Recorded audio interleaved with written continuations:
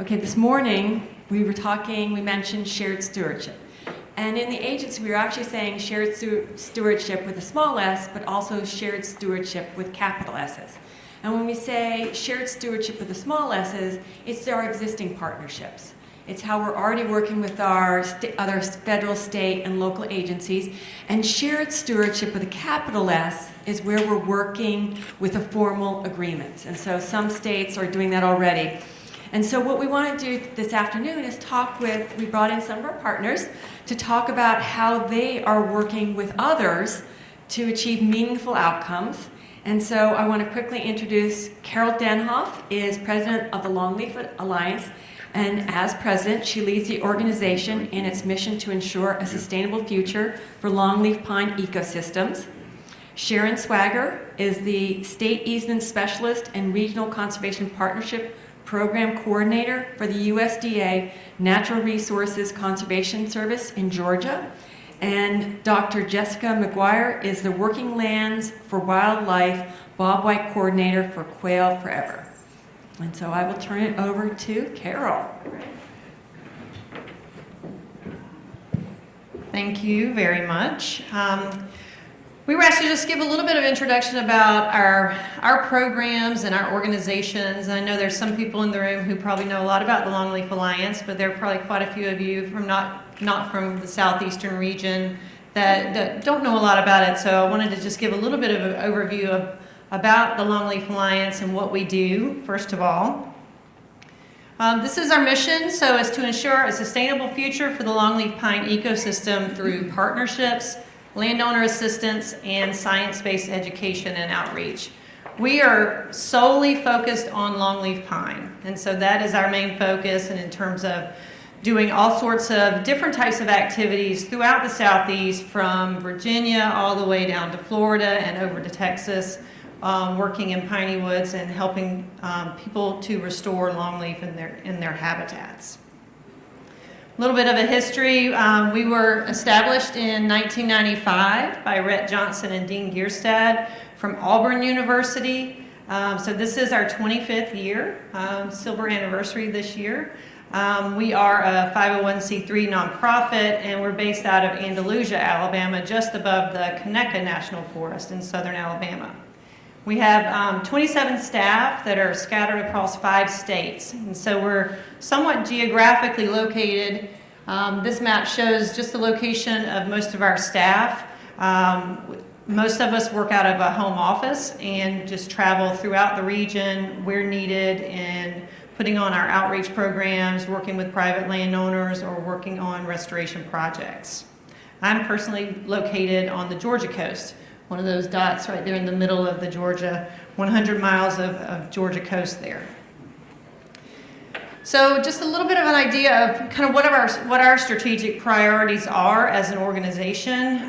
One is raising awareness and growing the community. So this is really important, and just teaching people what longleaf is. So the communications session was really appropriate for this priority. It's because we're trying to reach those people who have no idea what longleaf pine is, especially those folks who live here in the Southeast and don't know anything about it. So we're trying to raise that awareness first of all. Once we have raised that awareness and make people aware of the longleaf pine ecosystem, the next is understanding longleaf. So that's really more of a teaching component, so education and outreach, which is one of the core parts of what we do as an organization, is teaching landowners, teaching agencies, teaching other organizations and groups how to grow longleaf, how to plant it, how to manage for it, how to ensure that long-term sustainability of that system. We also do quite a bit of work in improving forest health. So this would include work with rare and endangered species like the red-cockaded woodpecker and gopher tortoises. Also working with partners to apply prescribed fire to longleaf systems for management. Conserving diverse forests, this really includes kind of keeping forests as forests. We've talked about that a little bit today in terms of working with landowners, trying to working with their next generations, ensuring that that land is passed down, and we're keeping those really diverse longleaf forests intact. And then the last is restoring longleaf ecosystems. So this is creating new acres of longleaf, which is one of the big goals of the America's Longleaf Restoration Initiative, is to add more acres of longleaf here in the Southeast. These are just a few of our key fiscal year 2019 accomplishments. And so you can see just kind of some of the work that we do. We're trying to do more tracking of this data in terms of the accomplishments that we are achieving. The top left is just number of technical assists. So this is a big part of what we do, is providing technical assistance to landowners, especially those who are just getting started with longleaf. Could be questions about how to plant a longleaf plug, to what herbicide should I plant or should I spray over the top of longleaf, to when should I burn longleaf. So it's a lot of these really basic questions that we help landowners with. You can see that we work throughout the range of longleaf, wherever longleaf occurs.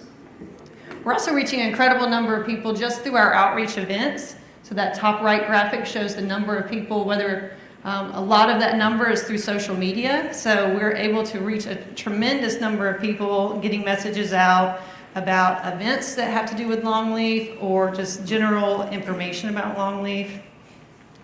We're also working with partners to plant a lot of longleaf pine seedlings. So working with funding agencies like Arbor Day and National Forest Foundation, American Forests, but working with private and public land partners to get more trees in the ground. So last year we participated in planting 1.8 million longleaf pine seedlings. This planting season that's happening right now, we're going on about 3 million seedlings. So more and more work is going on, working with partners in that respect as well. This bottom graphic shows some of the conservation work we're doing. So working with partners, we were able to protect over 15,000 acres of longleaf systems, mostly here in the South Carolina area.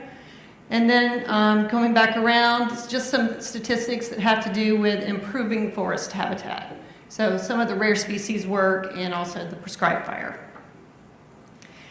I wanted to just give a couple of examples of some of the work that we're doing, especially on national forest land. This is a picture of one of the partnerships here in South Carolina that's doing RCW, or red-coated woodpecker translocation work. So this is its first project. It's a public-private partnership working with the folks on the Francis Marion National Forest and moving birds, excess birds from the national forest to approved private lands here in South Carolina. So the landowner has to meet some basic requirements, but we've been able to do some really great work working with private landowners. You can see that the partners are listed here, so it is a true partnership effort. A lot of folks working together to improve populations of RCWs on private lands. Here are just some of the results to date. So this project started back in 2015 and has continued through this year. So total number of pairs that have been moved is 82 to these private lands. And you can see on the right just the locations where these birds have been moved to. And this is really successful. It's a really high success rate in terms of these bird translocations. So in terms of the birds that have been moved, 63 birds have remained or retained in those sites. So it's a little bit higher than average, and 43% are actually breeding. So really successful partnership project. We're also doing some work on the DeSoto National Forest with RCWs as well. So this is mostly monitoring and maintenance of RCW cavities on the National Forest, and we've received funds from American Forests to do this type of work. But this work is going to continue in 2019 and 2020 with funds from the Forest Service and a new partnership with a corporate entity, Enviva Biomass. They're getting involved in longleaf restoration. And as I alluded to, we're doing quite a bit of longleaf seedling planting. And so this is also on the DeSoto National Forest, and there's a lot of different entities that are contributing funds to putting trees in the ground on the DeSoto. And so from 2017 up until 2020, we've been working on these tree plantings, and you can see the different partners where funds have come from. So working through U.S. Forest Service, Arbor Day, American Forests, and Viva. And then we have a really neat partnership that is just starting with Georgia Pacific ARIA, which is their sustainability or sustainable paper product line. And so for every tree that they cut to make the product, 3 longleaf are planted. So it's a really great program. It's just starting. It's very small at this point, but we hope to see that one grow. So more and more of these groups are getting involved in tree planting. Just here's some of the numbers that we have planted on the DeSoto. So you can see that just about 1,200 acres have been restored with longleaf pine as a part of this program. So that's just a couple of examples. We've got lots of different partnership type projects, but those are the couple I wanted to highlight. So Thank you. Yes. All right, good afternoon, everyone. My name is Sharon Swagger. I'm the easement specialist with NRCS in Georgia. And I know a lot of you work or know what NRCS kind of does, but I'm not sure that you do know everything that NRCS does. So I kind of wanted to go over a little bit about what we do and how we partner a lot. And I think Georgia is kind of a unique state in how much NRCS actually partners with our state agencies and our other federal agencies. So this slide, I just kind of always start with all my presentations with this. Back 10 years ago, I was writing forest stewardship plans as a DNR biologist, and I would tell landowners all these great things that they needed to do, but then their question was, well, how do I do it, right? And so now I understand that can be a really good direct link to the conservation programs that the Natural Resources Conservation Service does to link to those stewardship plans that actually help landowners, install a lot of the practices. So we are a part of USDA, just like with the Forest Service, but we're under a different undersecretary. So we're under Food Production and Conservation, and then of course the Natural Resources Conservation Service. Our mission is helping people help the land, just like everybody else. But we really are or are supposed to be, a technical planning-based agency. We have lost sight of that. We are refocusing on that. I don't know if y'all have heard a lot about what NRCS is going through right now, but come FY21, we're going to be a different agency with totally different tools.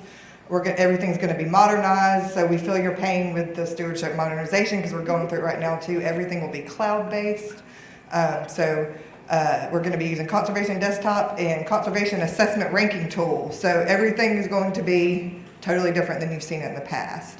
And this will help us actually refocus on what we're supposed to do, which is conservation planning, right? We're supposed to be planning. That's what we are always have supposed to have done. But we've gotten really beefed up on, conservation programs. But I didn't know, as a wildlife biologist for DNR before I came over to NRCS, all of the things that NRCS did. I didn't know that they were a soil-based agency. Everything we do is based on soil interpretations. And again, this whole planning aspect of what we do, that we do landscape scale.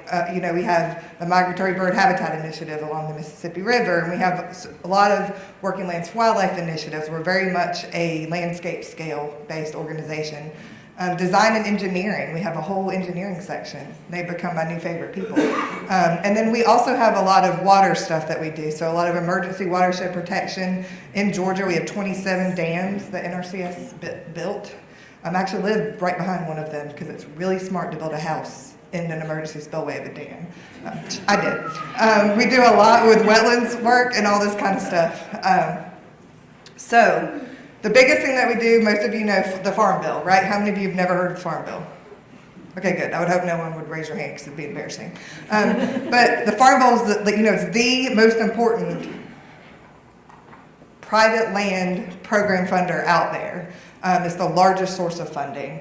And NRCS, we've really moved more towards focusing less exclusively on agriculture land, and we focus very heavily on forested land, and particularly in Georgia. So as you know, the Farm Bill is about $6 billion per year, spread out over the 50 states. In Georgia, I can tell you we spend about $40 million in EQIP every year. We spend close to $5 to $10 million on easements every year.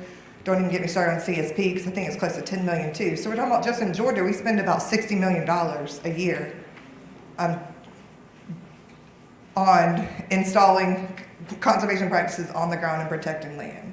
How we do this is really through three separate things: working lands programs, stewardship programs, and then private land protection, land retirement programs. And that is actually how they're broken up in statute. So everyone knows, what's our working lands program? EQIP, right? I'm not going to go over all this. I just put a list of kind of standard forestry practices that we pay for a lot in Georgia. But my point in this is partnerships. So how do we install EQIP in these forestry practices in Georgia? Well, we have an agreement directly with our Georgia Forestry Commission to actually certify that our practices were done to standards and specs. So that's how we partner directly that way. And it's a great partnership. They've been doing it for years. Stewardship program. What is our stewardship program? CSP, Conservation Stewardship Program. A lot of our CSP money is spent on forest land in Georgia. I can be honest, I don't like this program. It's a great program for landowners. They make a lot of money. But I don't really like it. I don't like a lot of the enhancements and recommendations, self-certifications, all those kinds of things. But if you have private landowners and they're really good stewards, and then you want to keep them being good stewards, hook them up with CSP. It's the way to go.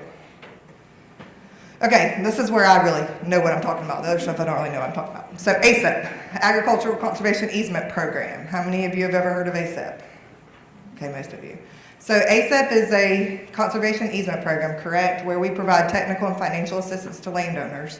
Then it's broken out in two sub-programs. The agricultural land easement, where we partner grassroots local partnerships with land trusts, county boards of commissioners, state agencies even, to protect working farmland and make sure it stays working farmland.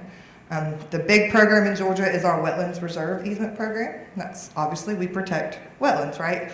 So we look at wetlands that are degraded in some way, shape, or form. We need to be able to restore them, and then we protect them. The reason I brought this up, and again, is we have an agreement directly with our Georgia Forestry Commission. They do our easement monitoring for us. They have stewardship foresters, and they go out on every single one of our easements and do our easement monitoring for them. For us. And that partnership's been going on with them since 2012. It expires this year. They'll have to rebid and compete, and we'll see if they'll get it this time around. But it's been a great partnership there too, because Georgia, we have we're closing in on 210 easements over close to 90,000 acres, and up until November, it's been me. And so I've had to partner out kind of almost a lot of our NRCS work. And so we have used our local forestry commission to do that quite a bit. The other main partner has been our Department of Natural Resources. And so what I'm going to do now quickly is, anyways, here's what's being protected in Georgia: gopher tortoises. If you haven't heard, Georgia's real big in the Gopher Tortoise Conservation Initiative. Our mission is to prevent the gopher tortoise from being listed. So we're doing everything in our power we can to do that by protecting 65 populations of gopher tortoises. We're at 59. We're super close. Once we close this easement this year, we'll be at 59. But so these are just pictures of actual landscapes that I've helped protect over the last 10 years that I've been doing this. But partnerships, that's what we're really here to talk about. So I have a couple of examples where our Georgia Forestry Commission has been directly involved in guiding what NRCS does. So this is just an example in Coffee County. It's actually in Coffee, Irwin, and Berrien County. It's where all three counties come together in Georgia. We have about 1,400 acres protected in a Wetlands Reserve Program easement. It was protected back in 2011. In conjunction with that, the Georgia Forestry Commission holds a donated conservation easement in between. It's really the 1,400 acres is two parcels, and then there's a big chunk of working forest land that Georgia Forestry Commission has. So we partnered together and pretty much protected almost 3,000 acres right there in a Tri-County area together, and we were able to do that. Smart move from the landowner, because they received a lot of money for that wetlands easement, right? And then they offset their taxes by donating an easement, so they ended up having a net zero tax burden for all of that they did for us. But just an example of how we partner together. Again, that happened in 2011, so we've been doing this a long time. Another really cool project, this was a career-making project if you ask me. How many of you have heard about Arabia Bay in Georgia? Besides Lynn? Okay, no. So Arabia Bay has been a huge wildfire complex in 2007 and 2011. the wildfire caught inside Arabia Bay. It burned about 50 square miles outside of it, destroyed trees, jobs, houses, everything. It was really bad. So GFC came to us and said, hey, this is a really big Carolina Bay wetland. We want to protect it, restore it. So that's what we did. So GFC came to us and said, we need you to help us do this from a wildfire risk reduction perspective, human health, all that kind of stuff. So it is a total of 5,457 acres protected in one county. And we've actually plugged the ditches, restored the hydrology back. We've had wildfires since then, and Arabia Bay has not caught fire, and I don't think it will. We planted longleaf all the way around it, so we could make sure it had a nice wildfire protection rim around it as well. And that was a $9 million project that GFC brought to us, and then we actually did it on their behalf. So. And then just another example, I told you about the Gopher Tortoise Conservation Initiative. This is my last slide, I promise. This includes partners such as the U.S. Endowment for Forestry and Communities, the Conservation Fund, Georgia Department of Natural Resources. We actually just closed these 3 deals all within the last year. So we have almost 15,000 acres protected just in the last year through the Healthy Forest Reserve Program, which is one of NRCS's programs. Have any of you ever heard of it? Okay, but we don't fund it on its own anymore, right? 2011 was the last year that we actually advertised and took new easements into the Healthy Forest Reserve Program. So how we get around that is through that other program you heard her say in my title, the Regional Conservation Partnership Program, RCPP. We can now fund Healthy Forest Reserve Program easements through that.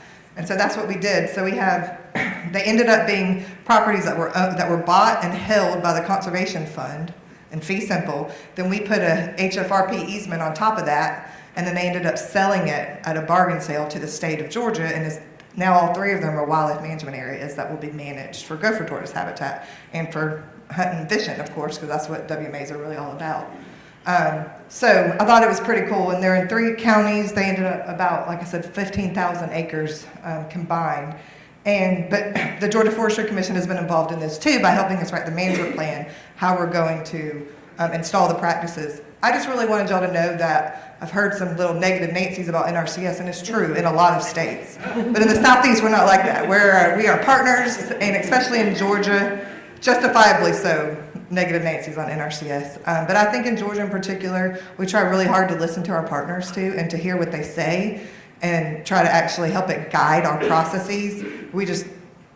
Y'all need to hear what we say and help guide your processes too. So it's all about partnering and doing things all together. So.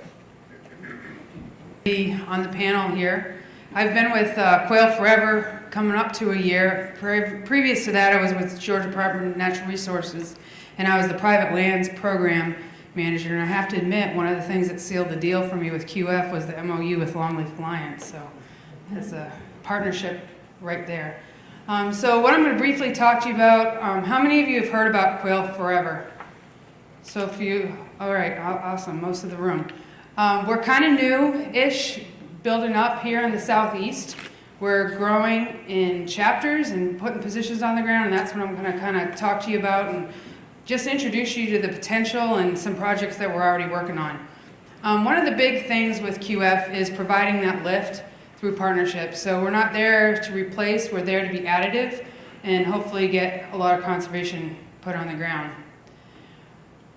And I do like to open up with a question and make everybody think about, when was the last time you heard the whistle? So you heard of northern bobwhite. It's supposed to be a common bird across the landscape, but if you really do some soul searching and think about it, you probably haven't heard them as much as you think. And with that is a suite of species that have been declining. A recent paper published in Science reported about 2.9 billion birds gone since 1970.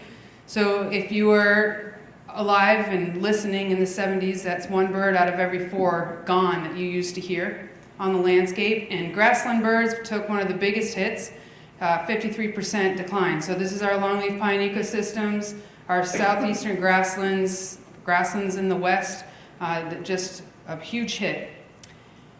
So this really ties in with the Quail Forever mission.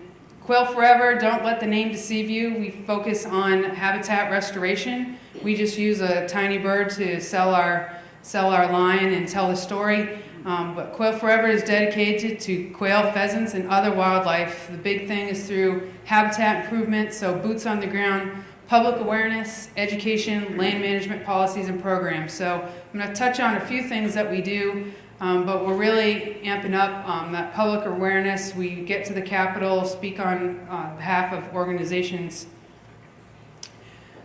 We are membership based, like a lot of other organizations that you probably know about that do have similar missions. Quail Forever is under Pheasants Forever, and as you can see from the program expenditures, the money goes straight to the habitat. And what's nice about it is, yes, it is chapter based, so I'd encourage you to get involved with your local chapter, because a lot of these chapters raise a lot of money, and they're wanting to put that money on the ground into habitat improvement.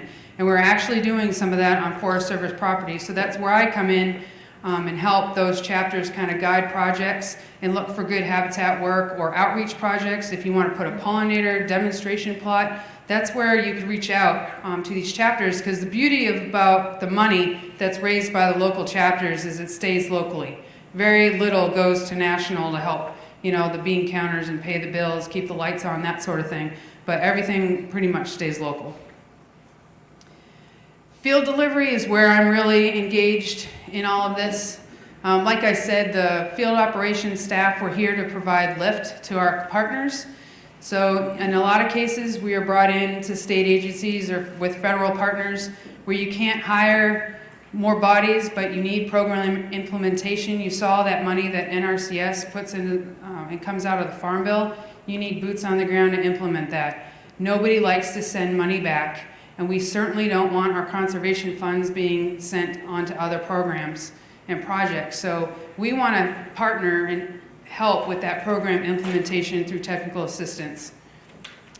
That's where we work strategically with our partners, building up on each other's successes and helping each other through failures as well.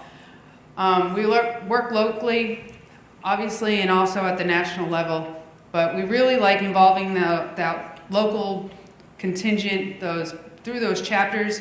I mean, me and my biologist attending chapter events is where we're really making a lot of headway reaching landowners and even some of the big landowners. We are kind of changing things up a little bit. At all of our banquets, if our biologist is going to be there, they have a table and there's something right there. Would you like a biologist to contact you? We're actually getting a very good response, and we're bridging that gap between those people that are like, I don't want to deal with the state. I don't want to deal with feds. And I've literally had people, landowners, call me now because I work for an NGO that really didn't want to work with me with the state. They worked with me when I was doing my dissertation research, and I was like, yeah, I'm done with you.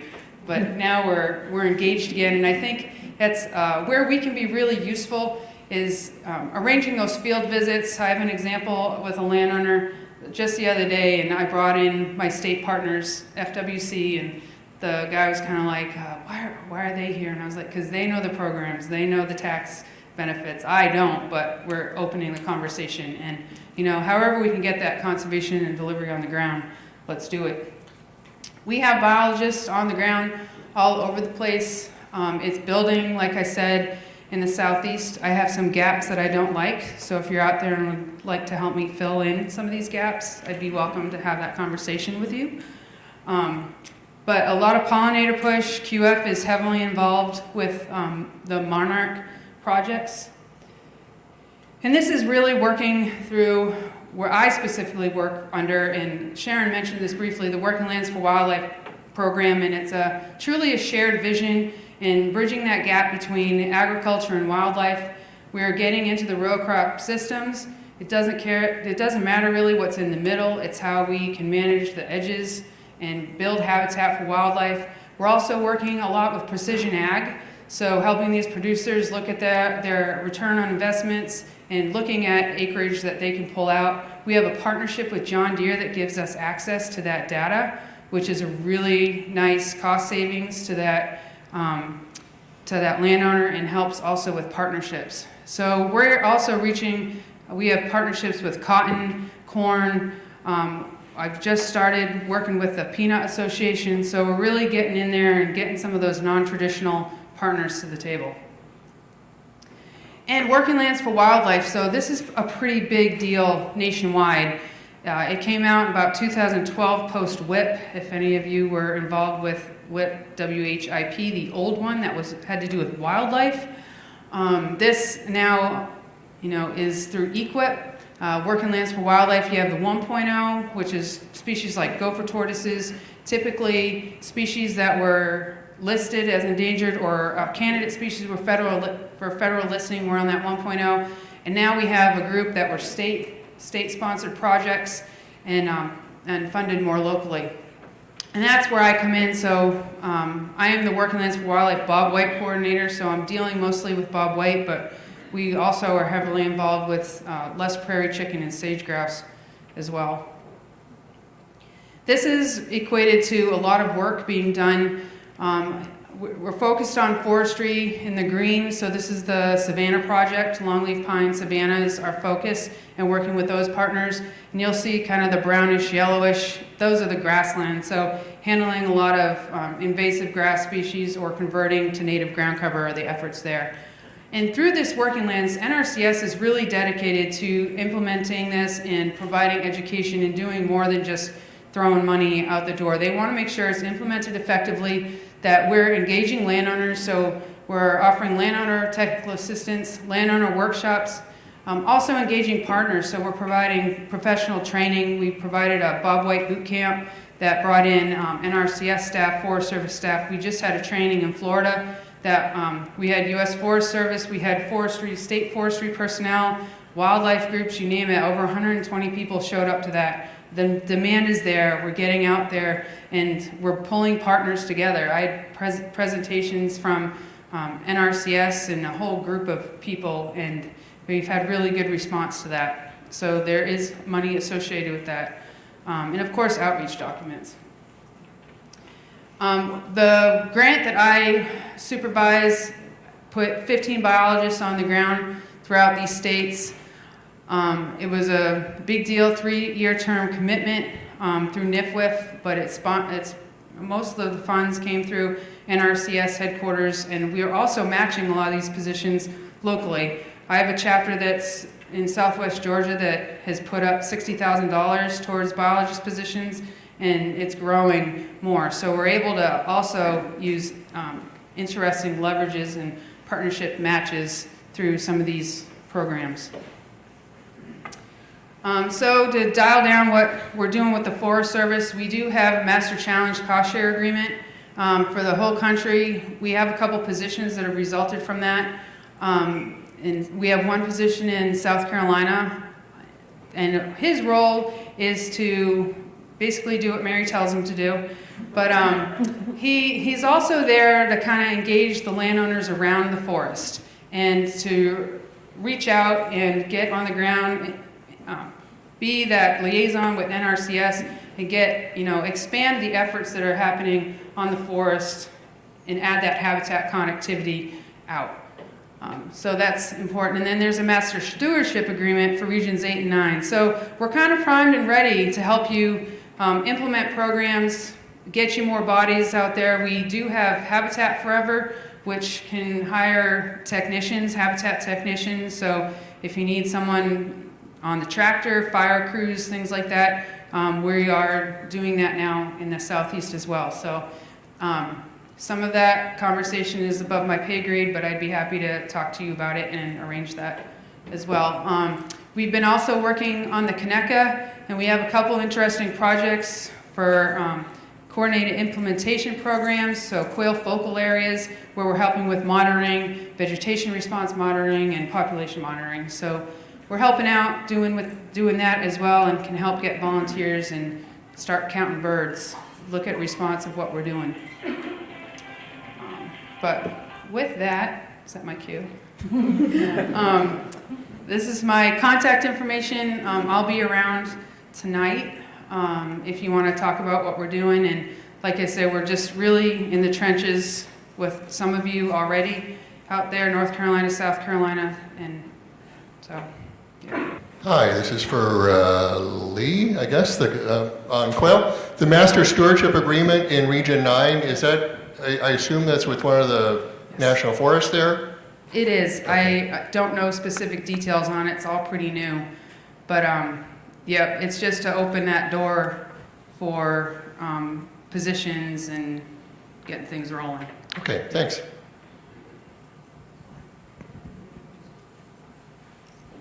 Questions, comments? Lori has one. So, thank you, ladies, for talking about your partnerships. And as we're also, we've been talking about state forest action plans, we've been talking about how states are also developing shared stewardship plans. How are your organizations tying into those with your efforts? So I have to brag, Georgia was the first state to sign a shared stewardship agreement. That might be because the secretary's from our state. I don't know if that had anything to do with it. But so obviously the shared stewardship, we're played into that, right, directly because we are USDA and we're, you know, what's our motto? One USDA? Yeah. So we're all together, right? But I guess what I'm learning from all of this is that we really all need to be talking too about what kind of management you're doing on public lands and what kind of management do we need to be recommending on private lands surrounding those public lands to support what you're doing. And there are a lot of other partnerships I didn't mention that directly involve the Forest Service. You know, that we're now allowed to actually spend NRCS dollars on Forest Service lands for certain things. And so, I mean, I think we need to be having this conversation more and more. And if you're in a state where your state conservationist is not engaged, that's okay. Go a couple levels down and maybe you'll find the right person to be engaged. And I want to totally pick on our two GFC guys because they left once we started talking because they're sick of dealing with me already. But I just really think it's important that we tie all this in because it's shared stewardship. That means we need to be mimicking our land management practices, making scientific-based recommendations to landowners, and just tying in that manner. So with our positions, most of our biologist positions are sitting in NRCS offices. So with that, they are under the same rules as NRCS staff, and they're going out and certifying, working with landowners. And I really stress with my staff if they're not sitting in, you know, in the case of the Sumter, my biologist there, he's in the Forest Service office, but we want them engaging with the forest if they're nearby and getting the landowners involved, you know, with, you know, paired goals and stuff, and just opening that dialogue and say, you know, who have you been working with? Can we help you do that? And we have staff on the ground that is definitely something we work on. You mentioned, can I just project? I think It's being recorded. oh, sorry. Otherwise, I yelled in, I don't have to have a microphone in it. So you mentioned the ability to use NRCS funding on national forest areas. What about the potential to use that funding on, say, non-federal but yet public lands like state, county, maybe municipal?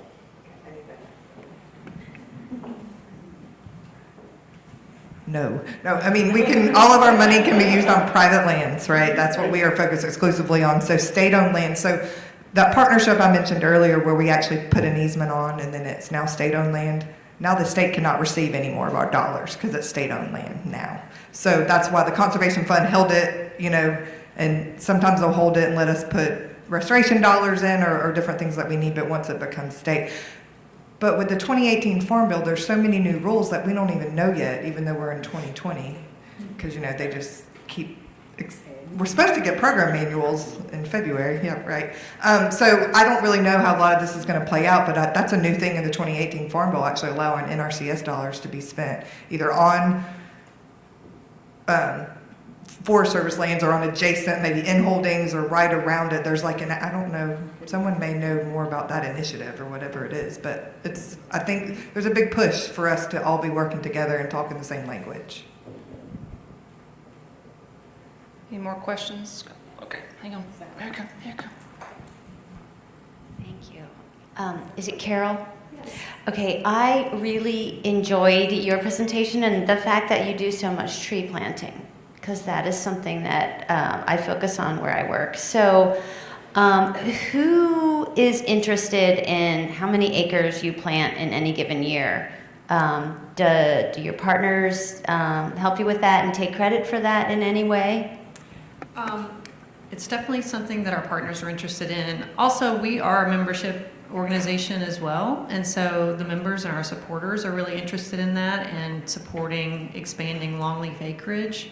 But I mentioned the America's Longleaf Restoration Initiative, and that has a goal of restoring longleaf to 8 million acres in the southeast by 2025, lofty goal. But being able to track on those acres is part of that as well. So it's important to all of our partners, yes, and it's something that we're becoming more and more involved with. We've been doing it for the past few years, working with private landowners and state lands, and then expanding into national forests as well. And expanding north into the Chesapeake watershed as well, I think, because of climate change. Well, eventually, we are not yet doing that, but You're welcome. potential. I just want to add to that, like, so with what the Longleaf Alliance is doing, we're very involved in that too, in that we want to know what they're doing, or if they have programs available that maybe don't fit our landowners' needs, we can push them to our partner agencies, and vice versa. And I would say in the Southeast in particular, because I can't speak for other regions, you know, we do that a lot, because landowners will come to me, I can't help you, but I know we push it to where else they can go. And you know, the Longleaf Alliance supports all of the landscape implementation teams. Fort Stewart, Altamaha is one in Georgia, and then the Fort Benning one. And NRCS is very involved in that. We have Forest Service representation on those as well. And so we really are all partnering around trying to get trees planted. And NRCS plants the most amount of trees. Not always in the best way, but we still plant the most amount. I don't know if you guys are familiar with the local implementation teams that are part of America's Longleaf Restoration Initiative, but they're based around 17 significant geographic areas throughout the Longleaf Range. And within those partnership areas, you have private landowners, you have federal agencies, you have state agencies, you have other nonprofit organizations, all working together, leveraging each other's strengths to restore longleaf within those landscapes. And so that's somewhat what Sharon was alluding to. Is like we're all kind of, if I can't do it, then maybe they can, or we're kind of working together on these projects, because you get a lot more done working as teams than individually.